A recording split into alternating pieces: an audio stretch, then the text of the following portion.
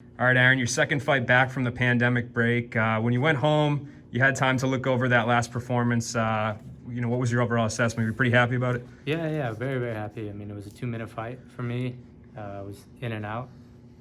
So I'm very happy with the result. There's really not much for me to really inspect for the fight because it was so short. So Yeah. overall, it was a good day for me. Do you feel like it was kind of the best of both worlds too? You got that quick finish, but you were kind of calm. You didn't get overzealous like you said you're trying to avoid in that fight.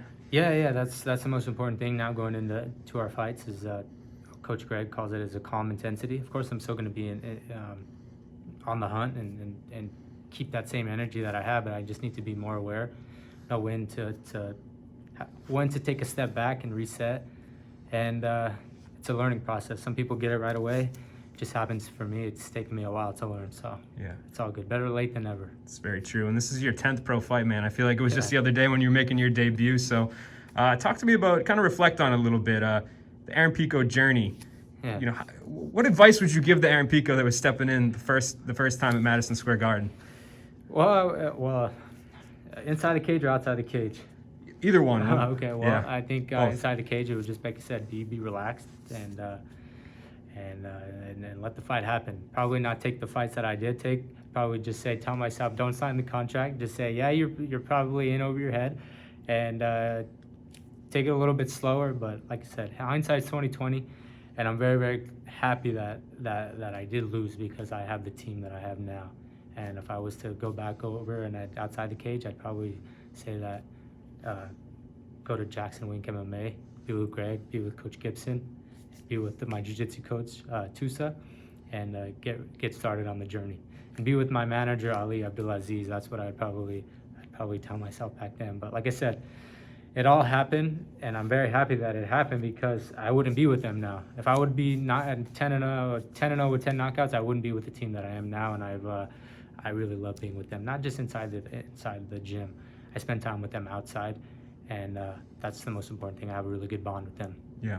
And you talk about hindsight, and how easy it is to kind of fall into the trap of what if. But for you, how did you get over that in your head? How did you kind of let the past be the past? Was that difficult?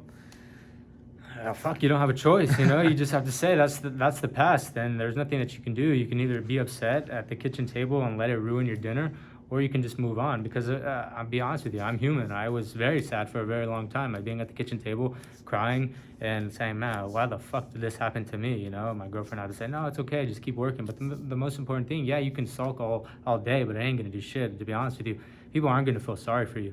Better get your ass in the gym and keep training. So that's my mindset. I know I sound intense when I say it because there's not really much that you can do. All you have to do is to get back on the horse, like they say, and continue your journey. If you really, really love something, you'll stick with it, and you'll adjust, you'll adapt, you'll attract good people around you, and you'll ultimately get where you need to be. And that's not to say that there's not going to be more bumps in this game because it's MMA. So all I know is I'm going to be well prepared for anything that is thrown my way. And how encouraging is it? I'm sure you have a lot of confidence going forward, I'm sure, throughout your whole career, but how encouraging is it to finally get those results, to find that consistency again and do what you're doing now, this streak that you're on? It's a good feeling, yeah. Anytime you win and you can get your whole paycheck, it's a good night. So I just have to be consistent with it. For me, I know what it feels like to lose in the game.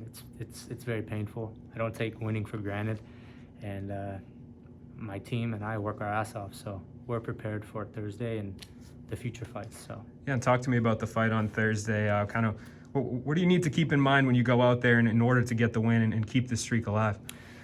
Well, what I got to keep in mind is this guy is very wiry. He's very elusive. He's going to be throwing a lot of flying stuff, and he's very confident.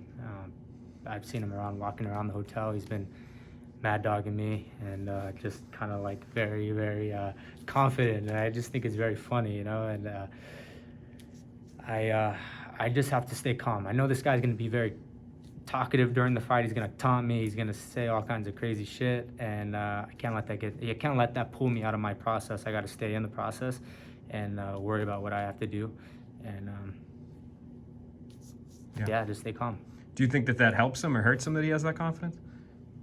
I think it helps him. I really believe that he can. I feel like he really believes that he can beat me, and that's what you want going into a fight. Because if I was if you were to interview him and you were to say, well, I think he's going to whip my ass, it wouldn't be that exciting, you know? I like being a little nervous. I like being a little scared, because when I do whip his ass, it's going to feel that much better. So I want a confident guy. I want him at 100% best, mentally and physically. So, because it makes the victory that much sweeter. Yeah, and if you do go out there and you do what you're planning on doing, what you just said, where do you think this puts you in the division, man? Is it? Do you think you're back into maybe like a kind of a top contender situation, or where do you think it puts you?